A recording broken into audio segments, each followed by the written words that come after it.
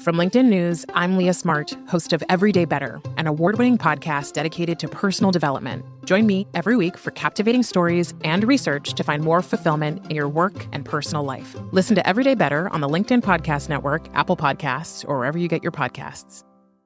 From LinkedIn News, I'm Jessie Hempel, host of the Hello Monday podcast. Start your week with the Hello Monday podcast. We'll navigate career pivots. We'll learn where happiness fits in. Listen to Hello Monday with me, Jessie Hempel, on the LinkedIn Podcast Network or wherever you get your podcasts.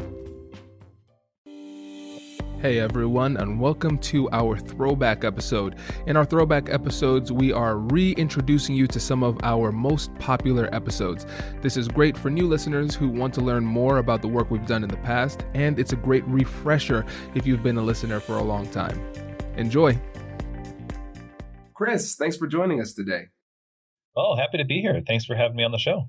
Oh man, it's my pleasure. Yeah, so how about we get started by telling the audience a little bit about yourself and what you do? So I am a specialty coffee professional generally, but specifically I'm a consultant for specialty coffee shops, and I host a podcast called Keys to the Shop, which focuses on retail coffee operations, just helping them sort of optimize their operations through introducing them to different ideas from professionals both in and outside the specialty coffee industry. And I've been doing specialty coffee now for 20 years, starting as a barista and then working my way into management, training, obviously consulting, competitions, you name it. So it's been a really wild ride for the last 2 decades of being immersed in specialty coffee retail. And yeah, there's pretty much no end in sight. So I enjoy what I do and enjoy helping people. That's fantastic. And for you listeners out there, make sure you check out the show Keys to the Shop. So you might say to yourself, well, I'm not in the coffee industry. It doesn't matter, because there is a lot of great business tips and advice that's shared on the show. So I don't want you to miss out on that. So if you get a chance, make sure to check it out. I appreciate that, Kwame. Hey, my pleasure, man. Perfect. So how about we start off by giving the listeners a brief outline of where we're going to go, and then we can jump into it.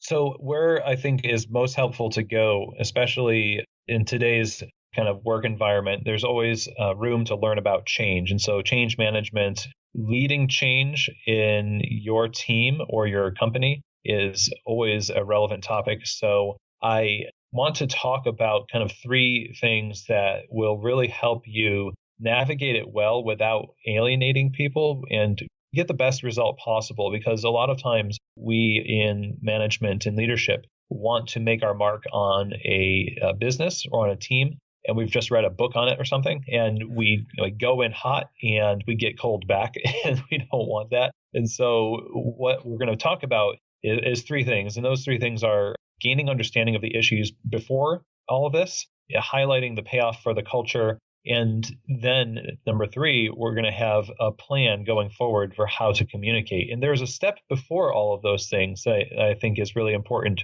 that will make them all successful. Yeah, let's go ahead and start with that one. Yeah, so change management sounds great because it gives you, the one who is like ushering in the change, hope that, oh, finally, this thing that I've always hated about X, Y, or Z is going to change. But like I said a moment ago, you can come in hot and people aren't going to really be on the same page. And one of the reasons why, and one of the main reasons why, is that you're not communicating in an environment of trust. And that's something that's cultivated purposefully by leadership and management. That is not something you can do as using your positional authority. You have to use sort of a relational authority to create an environment where people trust you have their best interest in mind, and not just the company's best interest in mind.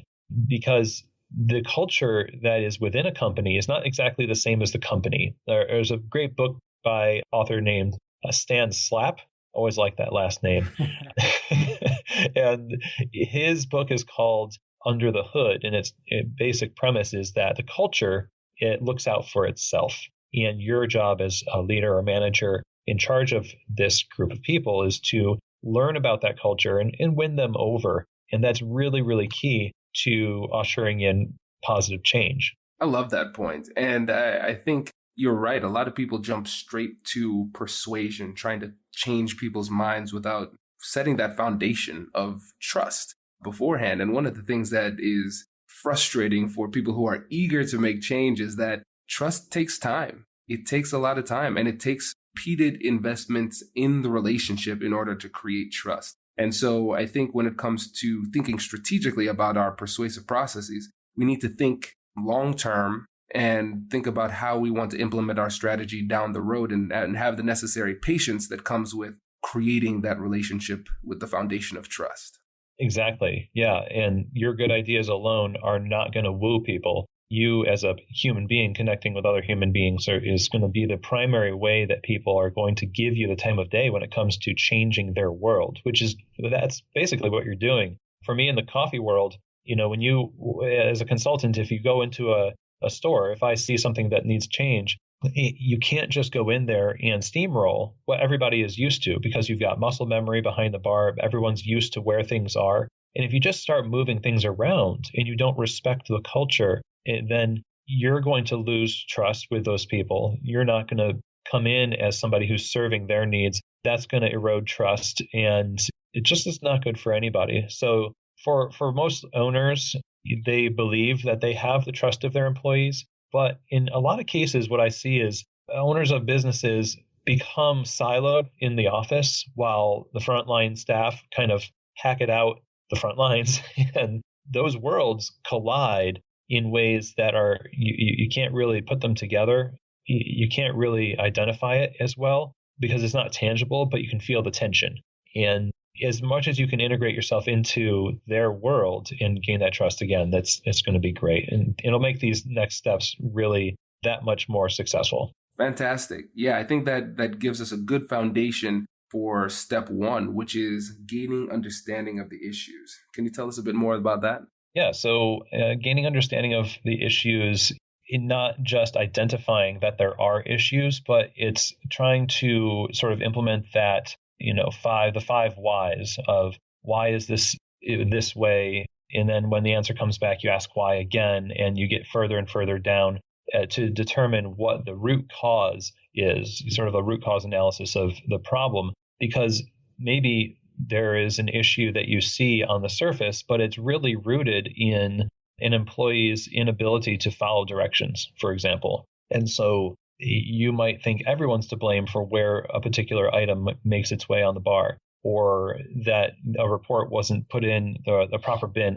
Office world is not my world, so I don't know what those problems exactly are. But you have to know inside and out the whys behind it, or else you can't address it fully, and you can't respect the necessity for it, because oftentimes solutions to problems that are unaddressed by managers are invented by staff for their own survival. So if somebody doesn't fix a piece of equipment and you cobble together a fix that allows you to do your job and somebody gets on you about that issue, you feel violated because you were just doing it because no one else was. You wouldn't know that unless you really dug deep.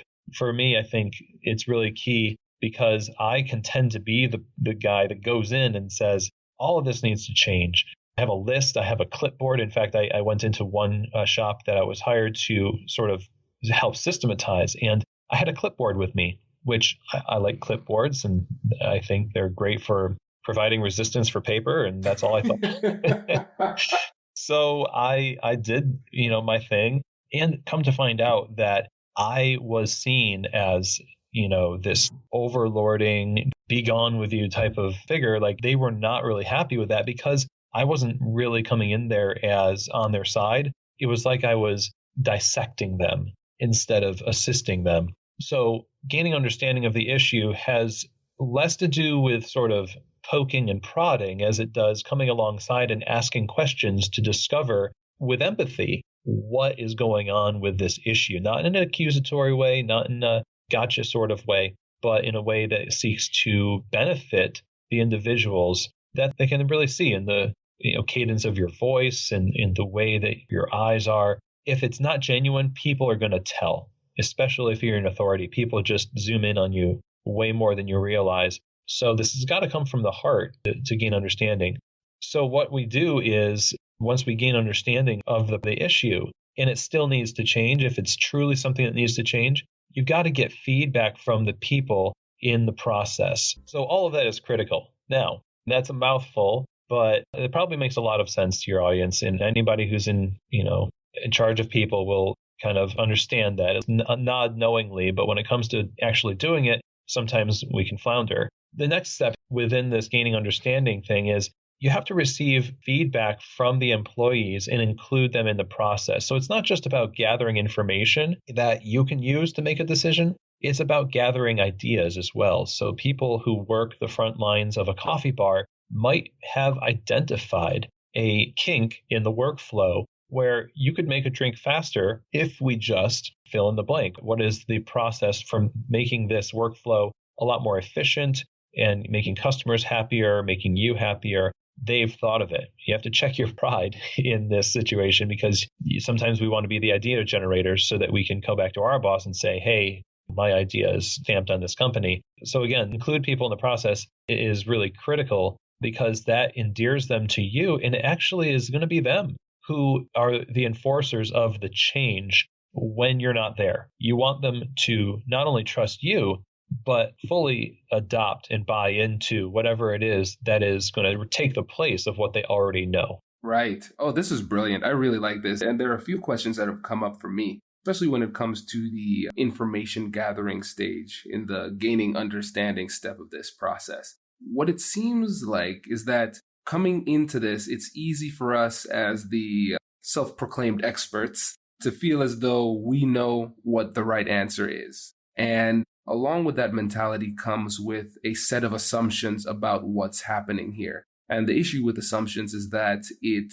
stifles our curiosity. And so we don't feel as though we need to ask questions and learn because we already know the answer. So along with that, you mentioned earlier we need to check our pride, approach this with the requisite humility. But how do we do that? How would you suggest that somebody in this position operates without these assumptions getting in the way of asking great questions and learning from the people that they're working with? Yeah, that's definitely tricky, because each person has a different level of pride or different soup mix of emotions and motives and things like that. And I think it's really the how is more about self-discovery, self-knowledge. And it's not like you can just go online and take a quiz and find out, here's how I check my pride before going into a meeting. It might take you some time to discover what your motives are. It's actually a little bit messy to find out about yourself. And it's a journey of self-discovery. But I would say for our purposes today that you need to understand what your why is when you go into it, and that it's not about you. And it's not about your legacy, and it's not a selfish motive, but that you kind of dwell on the benefit for the others involved. Actually think about them as more than just units and pieces that if you just got this person out of the way, if you just got this person into a position of power or yourself into a position of power, then everything would be better. You really just have to do the work to begin to foster genuine feelings of generosity towards the people that you're leading, or else you probably will just fill in that void with self-interest, pride, or whatever it is. So I think actually a good book for this is a book that I'm listening to for the second time called Leadership and Self-Deception by the Arbinger Institute. And it's a fantastic sort of story-based business fable, if you will, about getting out of your own head and treating people like people. And it's really transformational. And so I would recommend listeners get that book, listen to it, and you'll see what I mean. Like now you'll be in a position after applying some of the things in that book to go in there with a little less of me focus and a little bit more of we focus. I appreciate that. We always like a good book recommendation on this show. One of the things that you mentioned earlier was the importance of involving them in the process. And we know that, especially if you have been brought in from the outside with the task of instituting change, they can see you a little bit as the enemy. So how can we make them feel comfortable in engaging in this process collaboratively? Raise the rudders! Raise the sails! Raise the sails! Captain, an unidentified ship is approaching. Over. Roger. Wait, is that an Enterprise sales solution? Reach sales professionals, not professional sailors. With LinkedIn ads, you can target the right people by industry, job title, and more. We'll even give you a $100 credit on your next campaign.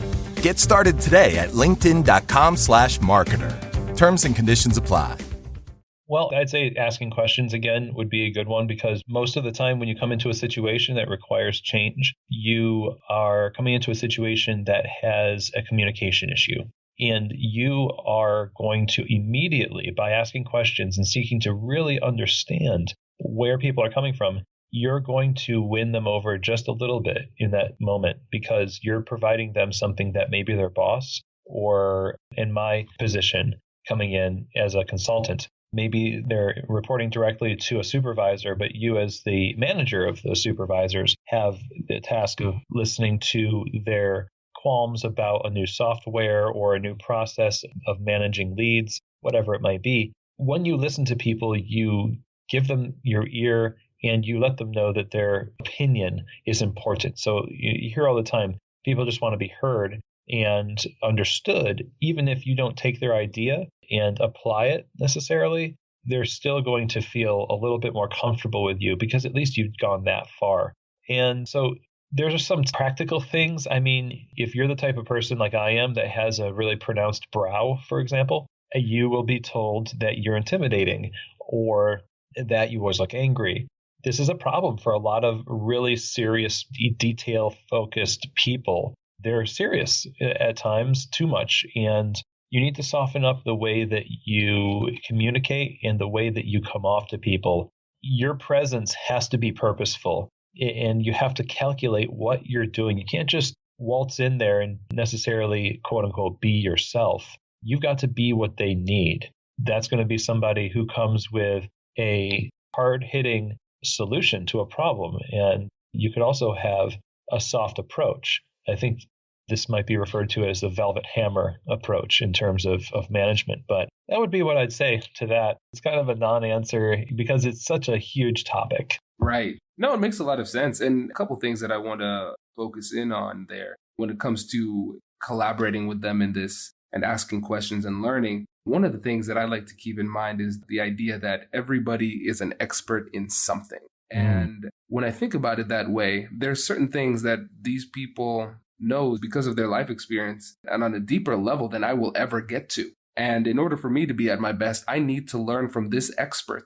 This person might be an expert in this culture, their colleagues, what works in this company, what doesn't work in their company, all of these things. And so the way that I find my humility is I don't just focus on my expertise, I also focus on theirs. And it's really intriguing when you think about conversations with people in this way, because now it's almost like a game. I know because of your life experiences, you have a deep level of expertise in something. And I'm going to ask questions and listen until I find that thing. And then you're going to educate me and you're going to make me smarter. So that's one thing that I do when it comes to listening. And then with regard to what you said earlier about having a pronounced brow, I think that's really funny because it takes a significant level of self-awareness to recognize how you come off to other people. When I'm mediating, for example, sometimes the room in the courthouse that we use is cold. And so at the beginning of the mediation, I tell people, hey, listen, I'm a Caribbean American and I don't handle cold very well. And so because of that, I'm going to cross my arms and cross my legs. And I don't want you to feel as though this is an indication of my dissatisfaction or skepticism.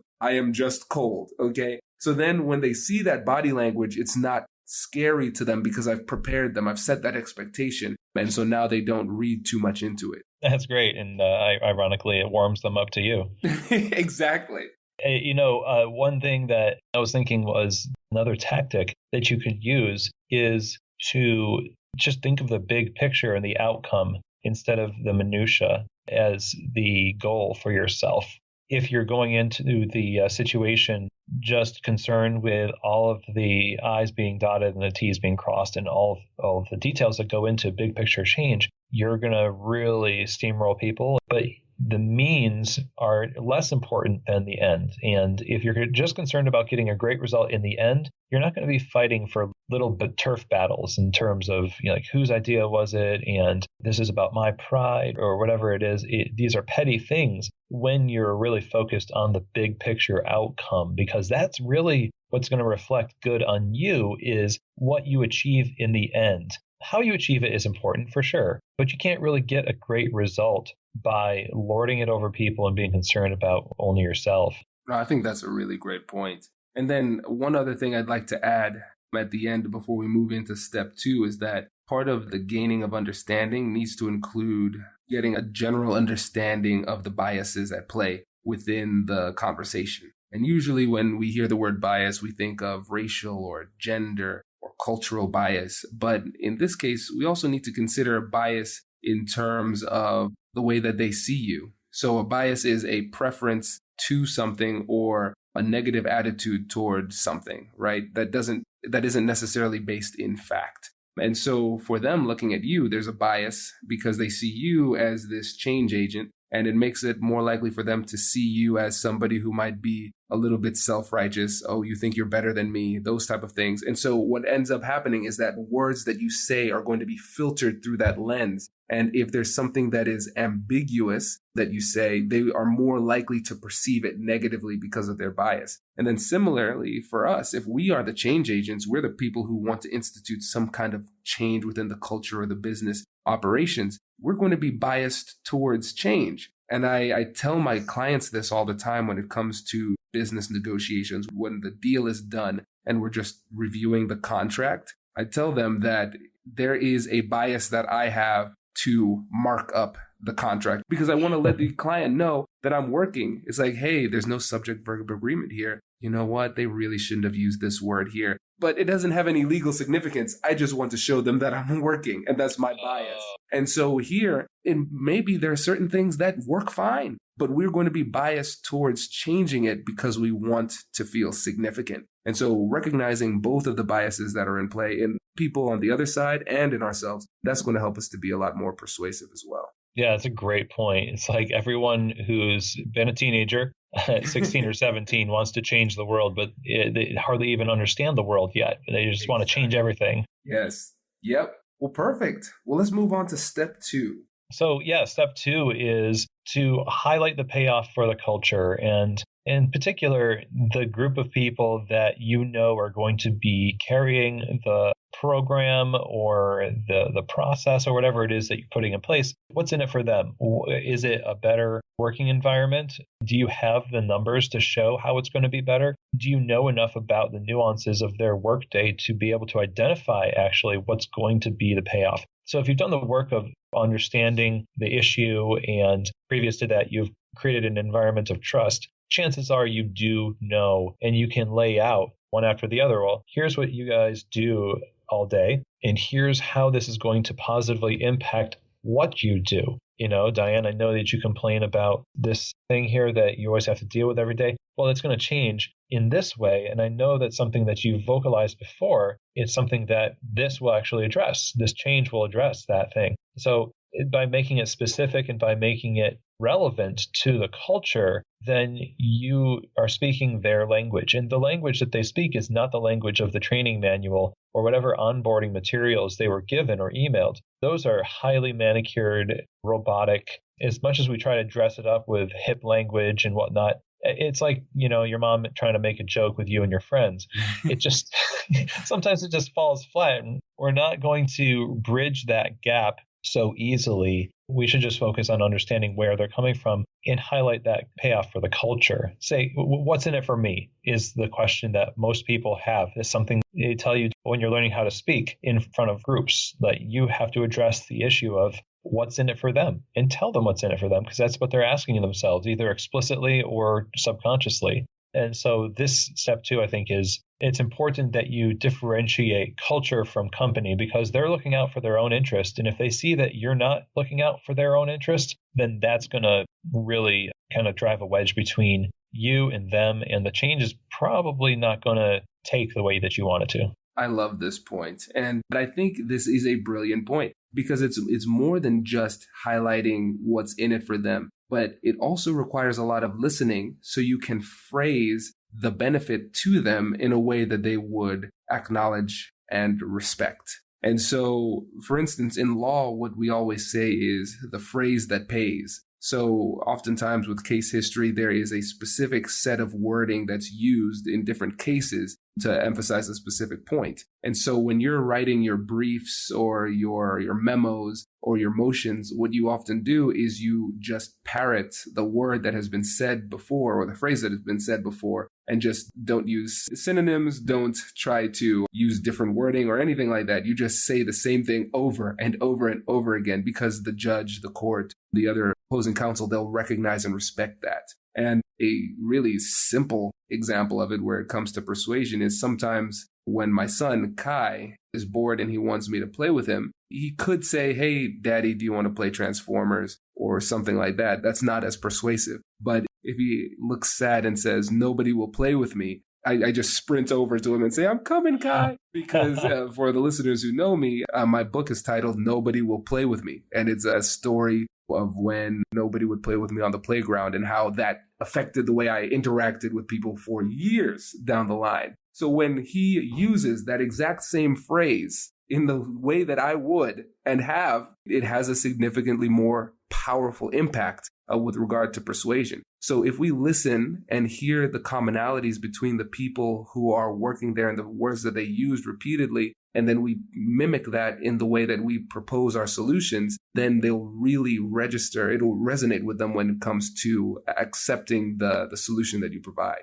Love it. That's a great point. Fantastic. Well, let's move on to number 3. All right. So number 3, let's just hypothetically, before we get to number 3, I think it's important to know these are 3 things. You might have 5 things. There's stuff that could go on between all this. You can extrapolate this out into 10 things. These are general steps that you want to make sure to hit. So it's not exhaustive necessarily in each process of change. I think you said it earlier, Kwame. It's a long-term thing. It can take a long time. And so don't let the 3 steps fool you, because it's clickbaity for sure, and it's meant to be palatable. But I hope that the substance of what we're talking about gives you enough curiosity to dive in and discover that, yes, this is a long-term thing. It's going to take a lot more work than just it took to listen to this podcast. So number 3 is, let's say you have all of the aforementioned steps on lock. You got them understanding the issues, and now you are going to implement this change.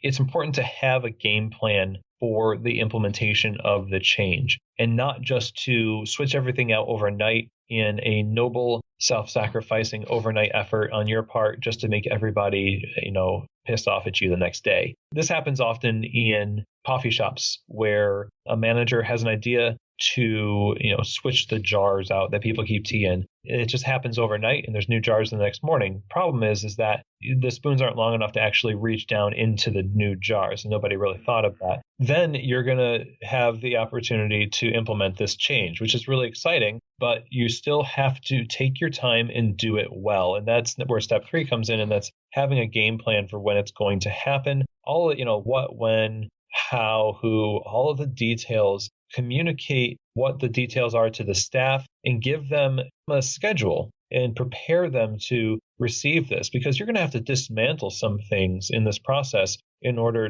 to replace it with the brand new. You have to be dedicated to facilitating their success in tangible ways so that this is not happening to them, it's happening for them. And, like we said in these last steps, they hopefully understand this by now. This is something that is in their best interest. They're actually part of this solution and part of this process, and they're bought in. But if it's not implemented well, then they're going to be a lover scorned, I think. And we had all of this promise, it had all of this, these positive things attached to it. But if it's put in place hastily, if it's dysfunctional, then people are really going to call you on that, and they're going to be less likely to be in favor of this change anymore, because at least we knew what the dysfunctions were of the old system and we had adapted ourselves to it. This new one, now we've got to adapt ourselves to a whole new dysfunction because management couldn't wait long enough for this season of heavy work this week to be over to implement it during a slow time next week, for instance. So that's where step 3 comes in. This plan needs to be something that takes into account all of the moving pieces and with respect implements the change gradually in a way that really doesn't upset things too much.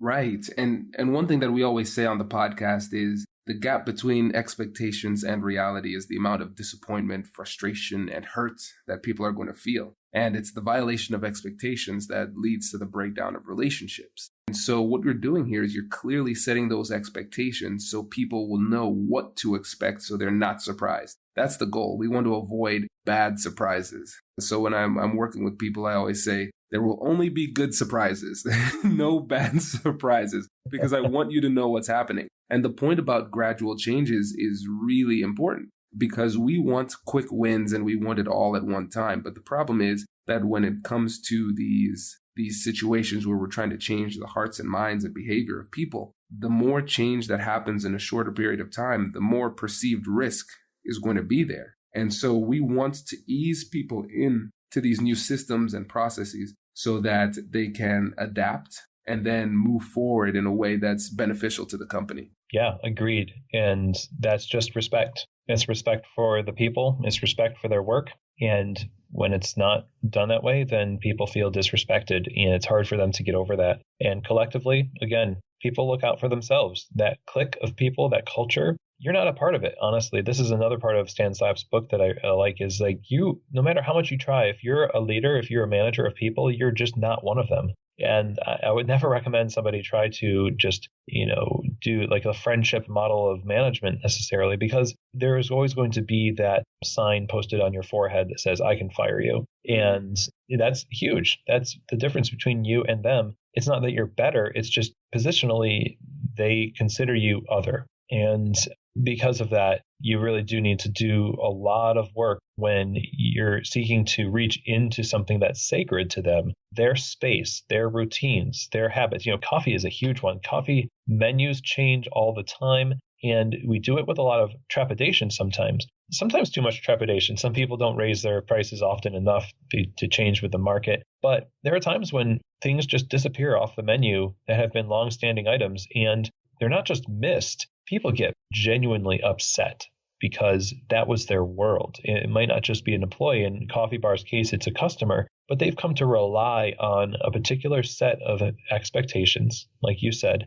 And when all of a sudden they come in and it's like, we're not doing that anymore, it's like, well, nobody told me that, or nobody consulted with me. And the same is true here. This change is something that needs to not all of a sudden turn ugly in the last minute. And it definitely can. And I want to mention something that I think is really appropriate, which is Seth Godin, brilliant speaker, author. One of the things that he talks about in software development is thrashing. How thrashing is when you add a bunch of last minute tweaks and edits and changes right before launch of a product, and it causes all sorts of bottlenecking and confusion, and that you want to thrash early in the process and not at the very end. So if you're answering to somebody else for this change, you need to make sure that not only are the people in your culture that are going to shoulder this change on board and have all of their voices heard, but the voices of those people who are going to hold you accountable for the success of the change are also going to be on board with all of this stuff, so that at the last minute, all of a sudden, you don't get the from on high, change this thing or else. And then all of that goodwill that you've cultivated with your people just goes to pot because now the boss is telling you that it has to change, and it really reflects bad on you and the company. So getting all of that input in the beginning is critical. And then, of course, like we said, having a plan for implementation that respects the people that are going to shoulder it is also critical. Right. Man, this has been great. This has been really, really great information, Chris. I appreciate it. Before you go, though, I want you to let the listeners know more about your work and where they can get in touch with you.